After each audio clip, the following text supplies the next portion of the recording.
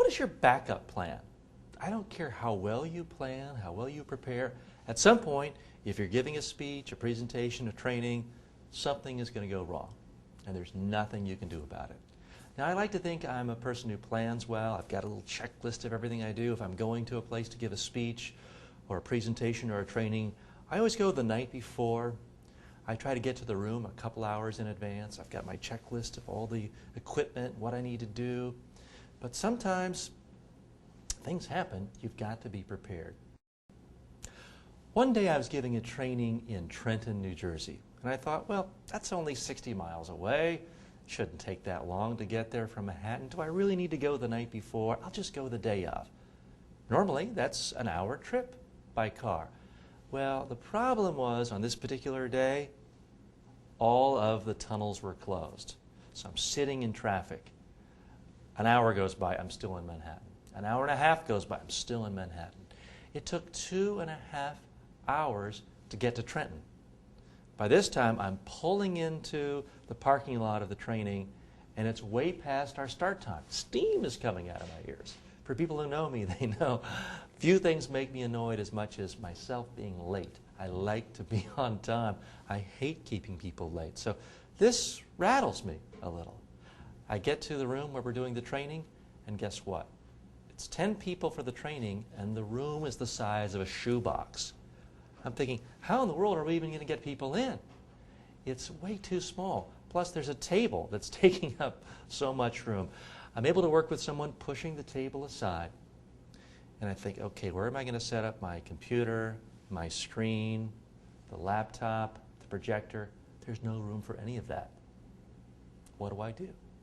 Well, there is enough room to set up my camera, and there is a TV there. So I just have to make a snap decision. We're not going to have the computer and the laptop and the PowerPoint and all the usual things. I'm just going to have to wing it. Now, by winging it, I don't mean that I'm making things up or I'm doing things in an unprepared way. Instead, we're just going to have to go right into the training.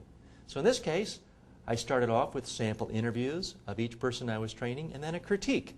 In the critique, I was able to weave in the substance, the bullet points of the PowerPoint presentation, but without the PowerPoint.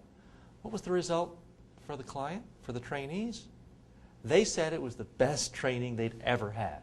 They were incredibly positive. They thought it was a great experience. So here's the lesson. Am I perfect? No. Does my planning prevent mess-up scripts? No. It's how you react to these things. Now, inwardly, steam was coming out of my head. I was so annoyed at myself for not going the night before. I was annoyed the room wasn't just right. But here's the one thing I did well. I never told the trainees that. They don't need to know about my problems. They're there to get the most they can out of the day, so I didn't bore them with my problems. Instead, I focused on them.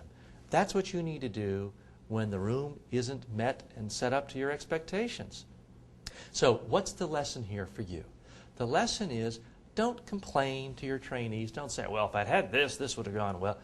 Nobody cares about that. Instead, just focus on creating the best experience you can for your audience. The best day possible for the people you're training. Focus on them. Give it your very best.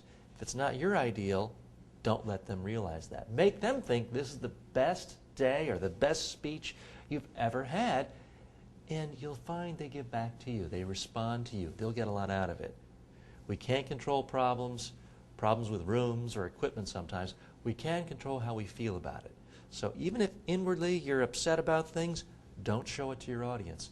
Give them your very best, and they'll give back to you.